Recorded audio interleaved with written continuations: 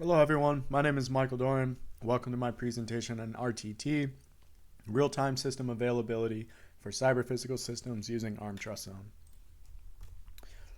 So to get started, the authors noted that embedded devices are now becoming increasingly pervasive in safety-critical systems. So this is how we interact with the cyber-physical world.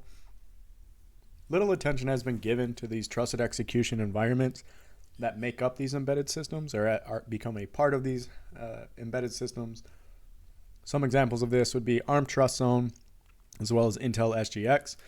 And so these secure enclaves typically focus on confidentiality and integrity, which is generally insufficient with respect to cyber physical systems, which need a strong emphasis on availability. So the authors present to you real-time trusted execution environment, which is an architecture that bootstraps the ability to ensure availability using a minimal set of hardware primitives that come included with the ARMVA architecture. It balances real-time performance and scheduler complexity by implementing a policy-based event-driven hierarchical scheduler. It introduces an I/O reference monitor that leverages software sandboxing and driver debloating to provide fine-grained access to control on peripherals. And they implemented this architecture in a prototype that was based on the ARM V8 Cortex-A processor along with the ARM Cortex V8M processor. So software on modern cyber-physical systems is often highly complex. The authors gave an example of a Chevy Volt is as complex as a Boeing 787, where more features are implemented with the concept of low size, weight, and power along with cost. And so the way that they are able to achieve this is that features are consolidated into system on chips, example based on these ARM Cortex-A processors. And so as a result of this, vulnerabilities are now being discovered. And so you can imagine if you have a drone that is based on an SoC or an automobile on an SoC, you now have your non-critical domains that could potentially access your critical domains through privilege escalations. So the authors cited a few things to address here with their work is that there's a lack of availability protection in these existing defenses, either deployed through ARM TrustZone or other means such as control flow integrity, which mediates instruction and software flow, privilege minimization, which again is that idea of least privilege or access control, along with any co-processors that perform specialized reference or monitoring. In most of these cases, the common approach is just to use a trusted operating system. However, in that scenario, code typically executes in privilege mode for convenience or performance, and trusted execution environments provide only an abstraction from an untrusted machine. So this is really good for defending against compromises, but not preventing them.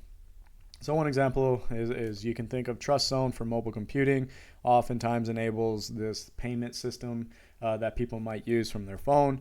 It is great for protecting that confidentiality and integrity while a payment is in process or data at rest. However, it does not provide assurance for system availability, and a lot of the management of your hardware resources is actually left to the non-secure operating system. And so why is that important for, why is availability important for cyber physical systems? Well, an example you can think of is if you're driving a car, there are going to be real-time tasking associated with, say, the acceleration, the braking, and the steering of that car. And any delay in the execution of those tasks could result in a catastrophic event. And so in light of this, the authors came up with this new attack specifically developed for trusted execution environments that they dubbed dynamic voltage and frequency scaling. And the idea here is that they are able to tamper with the timing characteristics of critical control components that would be protected by AT in order to lead to control destabilization and crashing of your system. So some of the assumptions that the authors operated under while conducting this research is that they wanted to protect against an adversary that can exploit vulnerabilities in CPS firmware along with control of the OS. They were guided by the question of how can they use security primitives on commodity embedded hardware to provide system availability assurance for real-world CPSs. And their overall contributions was the design of the architecture along with implementation and evaluation of RTT. They were able to develop a system that protects system availability using hardware-assisted resources and partitioning on embedded systems, so leveraging features that already exist on the device. They were able to give some availability guarantees with their RTT architecture with respect to timely access to system resources, so computation and I/O, and they were able to move critical processes and resource management into the T, otherwise trusted computing base, with minimal degradation to performance. Some of the challenges that the authors faced was they needed to define some requirements for minimal hardware abstraction for availability guarantees in cyber-physical systems. And so the idea here is how can they leverage the hardware provided, and how can they define those primitives within the trusted execution environment to ultimately move resource management and safety critical task execution into that secure enclave. And so using these security requirements, they came up with two minimal requirements, which was that the secure timer that comes as a native hardware primitive to an ARM architecture needs to be able to trap execution from the non-secure environment to your trusted computing base, as well as provide a release on the secure I/O reference monitor to enforce isolation and protection for sensing and actuation. So challenge 2 was the real-time computational availability. So computation resources must be available in real time. So again, when a critical task is ready to execute, the secure enclave or your trusted execution environment needs to be able to take control of that processor or that core and actually give resources to that critical task. And so in this scenario, the authors proposed a policy-based and event-driven hierarchical scheduler, which was based on 2 layers, where only the top level of that scheduler had to be implemented into the TCB. And so this ultimately was able to give resources to meet any critical task deadline, as well as this idea that the completion of secure tasks makes no assumption on the behavior of the non-secure environment. So it's decoupled from your non-secure environment is ultimately what this led to. And then finally, challenge 3 ultimately addressed the ability to interface with any I/O from the secure enclave. One of the approaches that the authors cited was that, instead of just pulling in the complete device driver or leveraging the mechanisms that already exist, was not good enough, mainly because in a scenario where you're using bus control for, say, a SPI bus or an I2C bus, the existing mechanisms did not give you access to every device on that same bus. And so ultimately, migrating any of those device drivers into the TCB will increase complexity. And so in order to implement fine-grained access control, what they were able to achieve is this concept called driver debloating, where they leverage characteristics of CPSs to basically be predictable and perform the same set of I/O actions over time, which allowed the authors to identify a subset of driver functions that were needed, along with developing this concept of a sandbox that the driver could use in conjunction with the I/O reference monitor in order to create a prevention mechanism for compromised drivers. So the authors took these requirements and they went forth to develop a prototype along with some simulation and evaluation. So the prototype was based on a Raspberry Pi along with an NXP LPC system on chip, and they leveraged ArduPilot to simulate a quadcopter to perform some data collection and analysis on. They were guided by 2 use cases in this scenario: the protection of the entire flight controller, along with the protection of the fail-safe controller for emergency recovery of the autonomous aerial vehicle. And their experiments were, of course, conducted on synthetic and real-life applications on both simulator and real-world systems. So why did they choose ARM, or why did they choose the ARM TrustZone? The author cited that ARM processors power more than 60% of embedded devices, and TrustZone is just a part of the architecture, which is a popular T environment. So there's a lot of ecosystem and mature development tools for this T environment. There's hardware-enforced isolation between secure and non-secure environment through the MMU that comes with that architecture. However, most of these environments or these hardware peripherals and orchestration still rely on the non-secure OS for resource management and orchestration. So a bit about what real-time system backgrounds is, real-time systems are. Ultimately, you can think of a real-time system as an embedded system with the ability to let a task execute and finish before a designated deadline. And real-time tasks have certain timing constraints based on the application. So a real-time timing constraint won't be the same from the medical industry to the aerospace industry to defense. So periodic tasks are the most common model of real-time scheduling. So this maps pretty well to cyber-physical processes. Basically, a task will be given a certain amount of time to execute every period of time or for a certain period. And so, of course, the security implication of real-time property means that resources need to be available and available in a timely manner, which leads into this idea of the novel time warping attack introduced by the authors. So let's cover what this means a little bit. So it stands for dynamic voltage and frequency scaling. It's this idea that you can destabilize a system even under the assumption that your controller for the cyber physical system is quote unquote bug free and protected by a trusted execution environment. And so one way of deploying this attack would be to perform some worst case execution time calculation based on processor frequency. And if you are able to modify that processor frequency, any of the original time budget for your real-time processes or tasks is now corrupted. And so one way to illustrate this is in this figure here. So orienting to the left, we have figure A, which maps the trajectory of a UAV. So red indicates the time warping attack, green indicates normal trajectory and ground truth. So we can see at the introduction of a time warping attack, the trajectory of the red line seems to be off and deviates away from the ground truth along with normal trajectory. Another example is given here with pose error. So we can see at the time of the execution of your time warping attack, some time later, about 30 seconds later, we can see a massive deviation from the baseline. So the threat model that the authors assumed or defined was that they wanted to work with a strong adversary that could exploit software vulnerabilities and execute arbitrary code in the non-secure OS. And so their goal was to launch a denial of service attack to destabilize their cyber physical system, causing adverse kinetic effect. Sub-goals to include disabling I/O devices, preventing any sensing or actuation, denying access to processor memory, and of course executing time warping attack.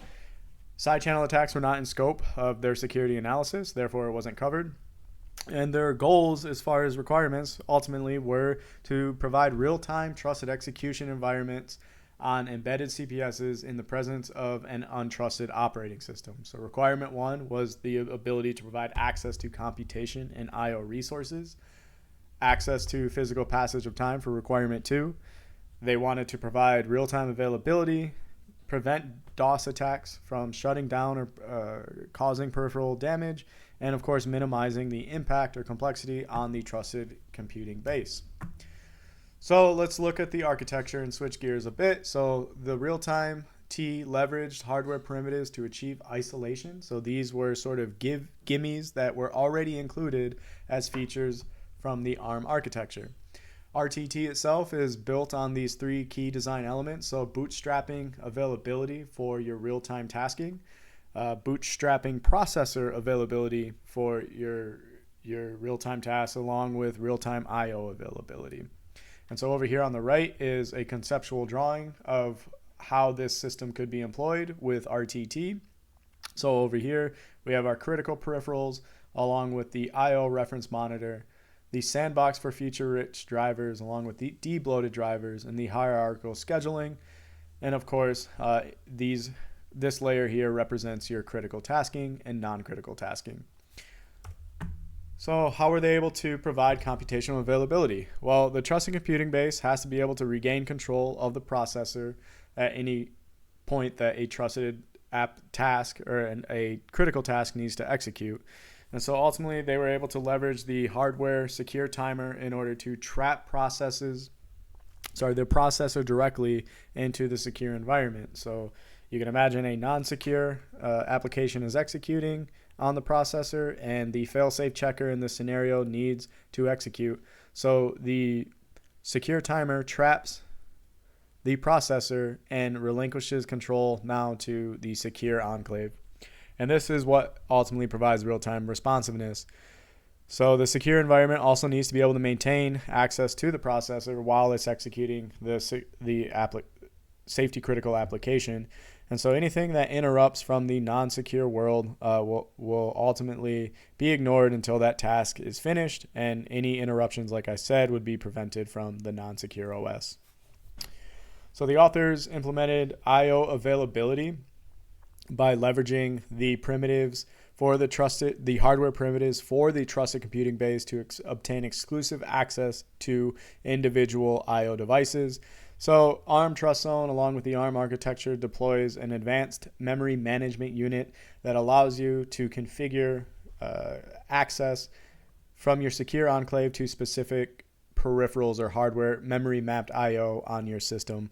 And you can use any of the available software libraries that exist for development to mediate all requests on these peripheral devices through your trusted operating system.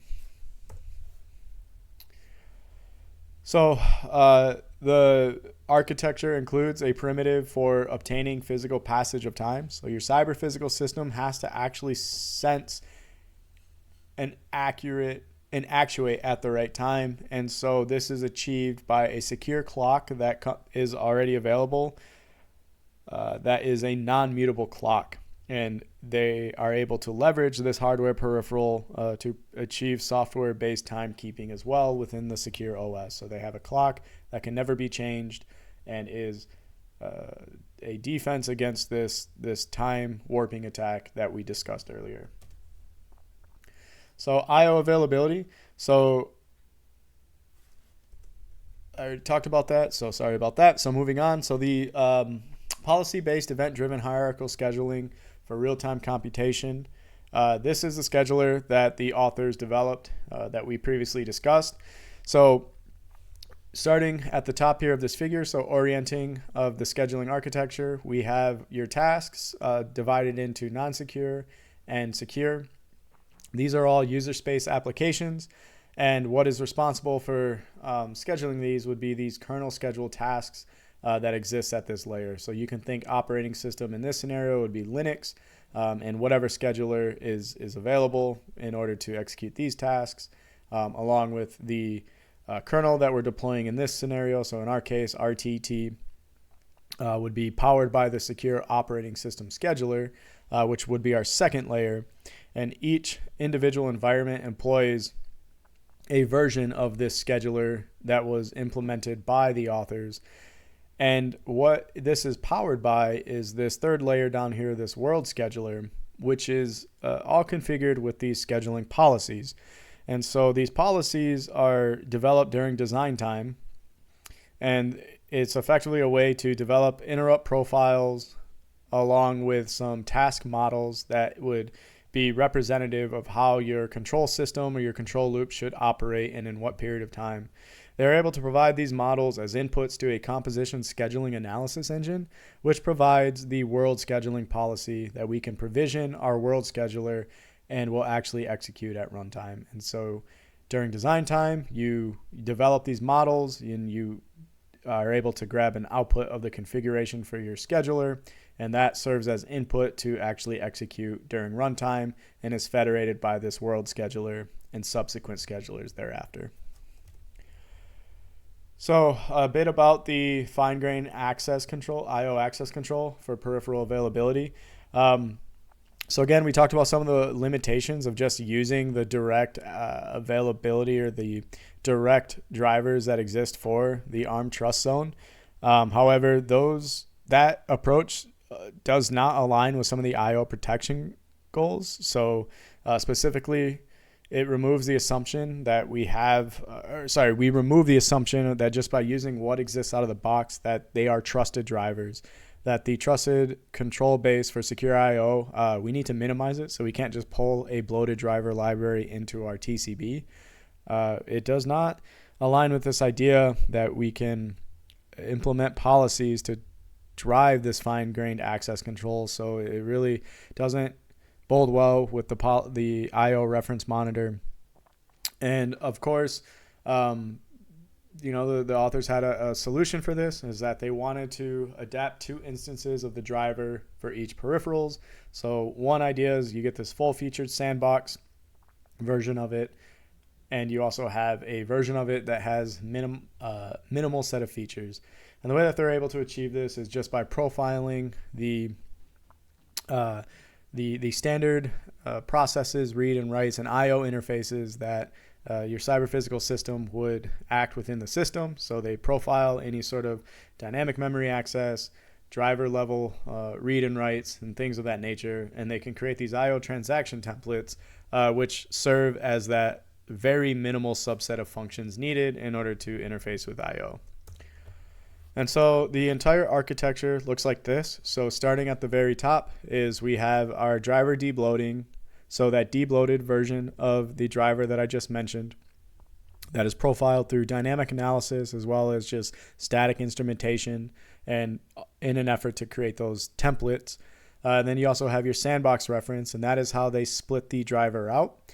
We have our scheduling analysis that is done during design time, and that output of your scheduling analysis will ultimately drive your world scheduler into this event-driven scheduler that the authors implemented as a part of RTT.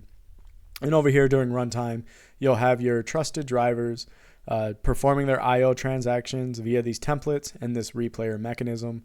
And at the bottom, we implement our policy, our fine-grained policy access control through the I/O reference monitor, which serves as a layer to interface with any of the hardware peripherals on your actual device. So how did they evaluate this architecture? Again, as I mentioned, they used a Raspberry Pi along with a Navio board that represents your ARM V8 architecture. They used ArduPilot and software in the loop for simulation. And they conducted some benchmarking with respect to scheduling, I/O, as well as how the system performed when creating synthetic tasks and evaluating against a real-world CPS and simulation. So with respect to scheduling performance, they baselined the real-time trusted execution environment and compared it against what exists is the open portable trusted execution environment. This is a software operating system that is intended to execute in the ARM TrustZone. It's a very popular and mature framework for doing development on ARM processors. So with respect to runtime overhead, we can see here that RTT outperforms any sort of task execution against opt-T in every category. So SEL0 stands for executing a task in the highest privilege level of the processor. In this case, we see it outperformed opt-T. Same with EL1, so the second highest privileged mode within the ARM processor.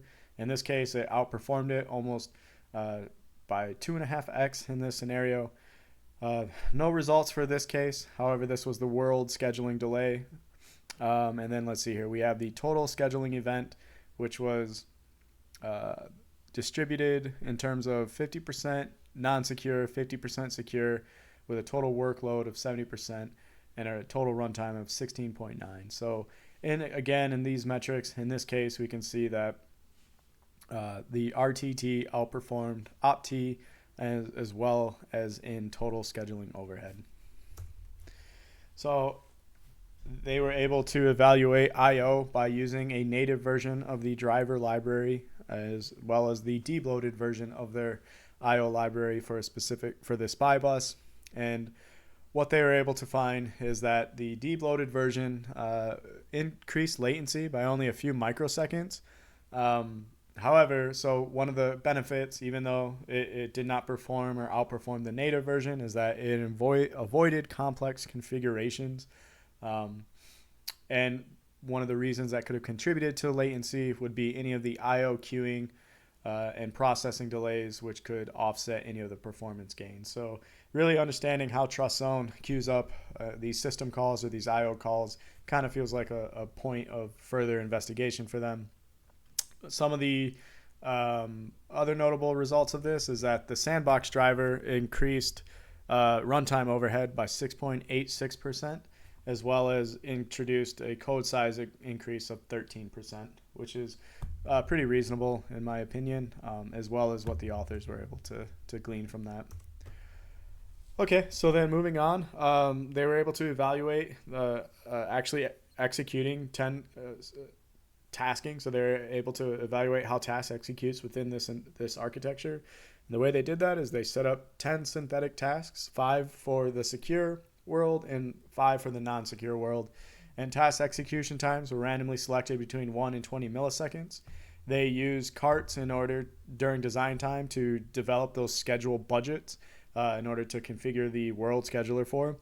And they developed 2 scenarios where they prioritize secure world tasks first and then prioritize non-secure world tasks first.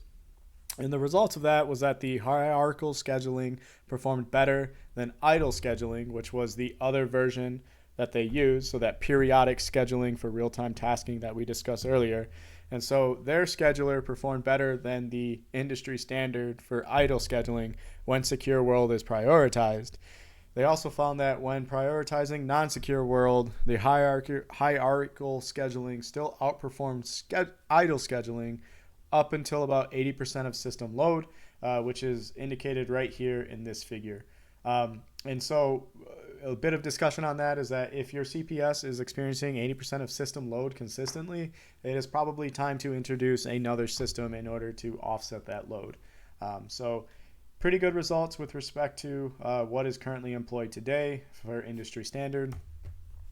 And so they moved on to evaluating control performance. And so this was done with Ardu Pilot. So they were able to measure control performance in their copter test bed, and they evaluated the RTT versus a baseline system without a trusted execution environment.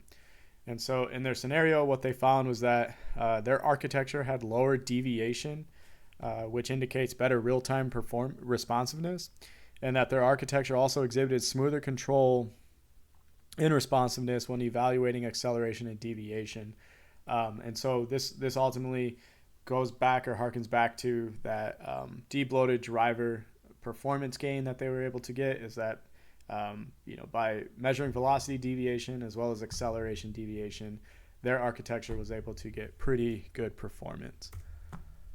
Okay, and then so finally, impact on real-life copter.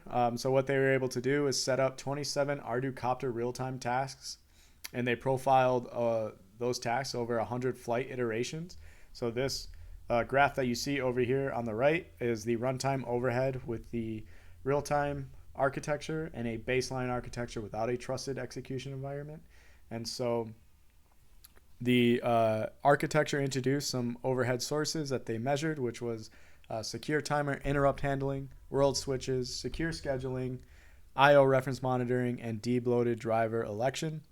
And so some of the results is that no task in this experiment exceeded its maximum expected execution time, which indicates that the real-time T architecture does not hinder real-time guarantees. And so in this case, I think one notable max execution time to see here is that these two tasks, which are pretty hard to see, were really the only ones that kind of came close to their max time, along with this task here and whatever this task would be. So let's see here. So defense case study, they actually were able to execute their time warping attack, and before, we actually this is the same figure. So their time warping attack, basically the results were they established one with a baseline T, so opt T, and one with their architecture, and they introduced their time warping attack. And with respect to trajectory stability, the baseline T showed a deviation in the trajectory. However, their real-time architecture, indicated in blue, pretty much aligned with ground truth. Same with pose error. We can see the real-time architecture here and the baseline T that deviates away. And so based on these results, we can conclude that the authors were successful enabling real-time scheduling with minimal impact to the trusted computing base, as well as the ability to enable I/O availability with their architecture and the ability to evaluate the reference monitor in order to enforce security policies. Thank you.